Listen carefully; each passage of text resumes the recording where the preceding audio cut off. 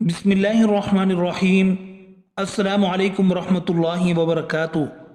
حیض سے مراد وہ خون ہے جو بالغ غیر حاملہ عورت کے رحم سے آئے اور اس کا سبب بیماری نہ ہو۔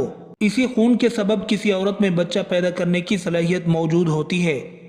اگر کسی عورت کو ماہواری نہ آتی ہو، وہ بچہ پیدا کرنے کی صلاحیت سے محروم ہوتی ہے۔ حضرت ابن مسعود رضی اللہ عنہ سے روایت ہے کہ بنی اسرائیل میں مرد اور عورتیں ایک ساتھ نماز پڑھتے تھے، چنانچہ عورت کا یار ہوا کرتا تھا اور وہ لکڑی کا جوتا پہنتی تھی جس سے اونچی ہو جاتی تھی اپنے دوست کو دیکھنے کے لیے، تو اللہ تعالیٰ نے ان پر حیض ڈال دیا۔ یہ روایت حافظ ابن حجر رحمۃ اللہ علیہ نے فتح الباری میں مختصراً ذکر کی ہے اور اس کی سند کو صحیح قرار دیا ہے، اور اسی روایت کی طرف امام بخاری رحمۃ اللہ علیہ نے اشارہ کیا ہے۔ صحیح بخاری میں کہ آپ نے فرمایا، بنی اسرائیل میں مرد اور عورتیں ایک ساتھ نماز پڑھتے تھے، چنانچہ عورت مرد کو جھانکتی تھی تو اللہ تعالیٰ نے ان پر حیض ڈال دیا اور ان کو مساجد سے روک دیا۔ حضرت عائشہ رضی اللہ عنہا سے روایت ہے کہ بنی اسرائیل کی عورتوں نے لکڑی کے جوتے بنوائے تاکہ مساجد میں مردوں کو جھانک سکیں، چنانچہ اللہ تعالیٰ نے ان کے مساجد حرام کر دیں اور ان پر حیض کو مسلط کر دیا۔ لیکن جمہور فقہا نے اس قول کو رد کیا ہے۔ وہ فرماتے ہیں کہ حضرت آدم علیہ السلام حضرت حوا علیہ السلام کے ساتھ جب زمین پر اتارے گئے اور حضرت حوا علیہ السلام نے اس سے پہلے جنت میں نجاست یعنی حیض نہیں دیکھی تھی، تو نماز کے دوران انہیں حیض آ گیا، تو انہوں نے حضرت آدم علیہ السلام سے پوچھا تو ان کو اس کے جواب کا علم نہیں تھا، یہاں تک کہ جبرائیل علیہ السلام نازل ہوئے تو ان سے حضرت آدم علیہ السلام نے پوچھا، لیکن ان کو بھی اس کے بارے میں علم نہیں تھا۔ تو اس کے بعد حضرت جبرائیل علیہ السلام چلے گئے۔ پھر حضرت جبرائیل علیہ السلام آئے اور کہا کہ حضرت حوا علیہ السلام کو کہو حیض کے دنوں میں نماز چھوڑ دے اور قضا کا حکم نہیں لائے۔ پھر ان کو حیض اس حال میں آیا جبکہ وہ روزے سے تھیں، تو انہوں نے اس کے بارے میں حضرت آدم علیہ السلام سے پوچھا تو انہوں نے فرمایا افطار کر لو۔ پھر جب حضرت جبرائیل علیہ السلام آئے تو انہوں نے کہا کہ اس کو کہو کہ روزے کی قضا کرے، تو حضرت آدم علیہ السلام نے کہا اے پروردگار، نماز اور روزہ دونوں تیری عبادتیں ہیں، کیسے ایک کی قضا ہے اور دوسرے کی نہیں؟ تو اللہ تعالیٰ نے ان کی طرف وحی فرمائی، آپ نے پہلی مرتبہ ہماری طرف رجوع کیا لہذا ہم نے اس میں اپنی مرضی سے حکم دیا، اور دوسری مرتبہ آپ نے اپنی رائے سے فیصلہ کیا لہذا ہم نے قضا کرنے کے حکم سے آپ کو سزا دی، تاکہ آپ کے علم میں رہے کہ تمام معاملات میں اللہ تعالیٰ کی طرف رجوع کیا جاتا ہے۔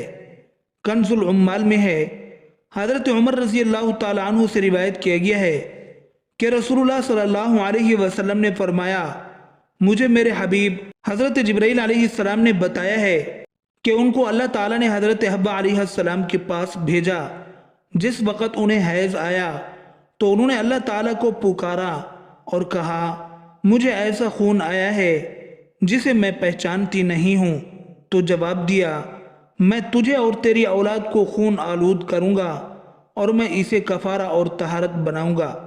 حضرت ابن عباس رضی اللہ عنہما سے روایت ہے کہ انہوں نے فرمایا، جب حضرت آدم علیہ السلام نے شجرہ ممنوعہ کھا لیا تو اللہ تعالیٰ نے پوچھا آپ کو میری نافرمانی پر کس چیز نے ابھارا ہے؟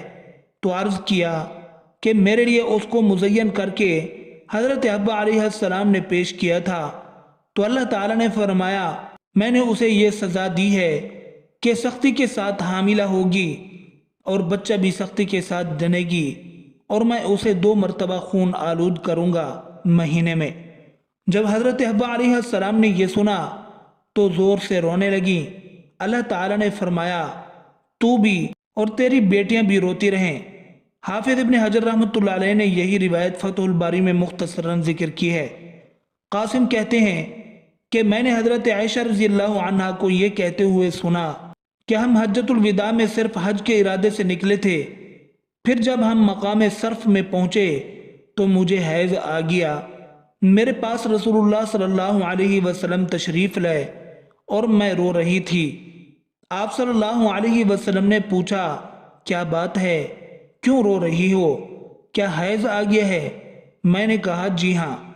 آپ صلی اللہ علیہ وسلم نے فرمایا، یہ وہ چیز ہے جو اللہ تعالیٰ نے آدم علیہ السلام کی بیٹیوں پر لکھ دی ہے، تم سوائے بیت اللہ کے طواف کے حاجیوں والے سارے کام کرو۔ اور فرماتی ہیں، رسول اللہ صلی اللہ علیہ وسلم نے اپنی ازواج کی طرف سے ایک گائے ذبح فرمائی۔ حیض کی ابتدا حضرت حوا علیہ السلام سے ہوئی، لیکن حیض کے احکامات بنی اسرائیل کی عورتوں سے شروع ہوئے، ان کی شرارتوں کی وجہ سے۔ حیض کی ابتدا تو حضرت حوا علیہ السلام سے ہوئی، لیکن اس وقت تکلیف نہیں ہوتی تھی، لیکن یہ جو تکلیف ہوتی ہے حیض کے زمانے میں، اور عورت کا حسن و جمال ماند پڑ جاتا ہے اور عورت نچڑ جاتی ہے، یہ صورتحال بنی اسرائیل کی عورتوں سے شروع ہوئی۔ یہاں یہ سوال بھی پیدا ہوتا ہے کہ حضرت حوا علیہ السلام کی غلطی کی سزا دوسری عورتوں کو کیوں دی گئی؟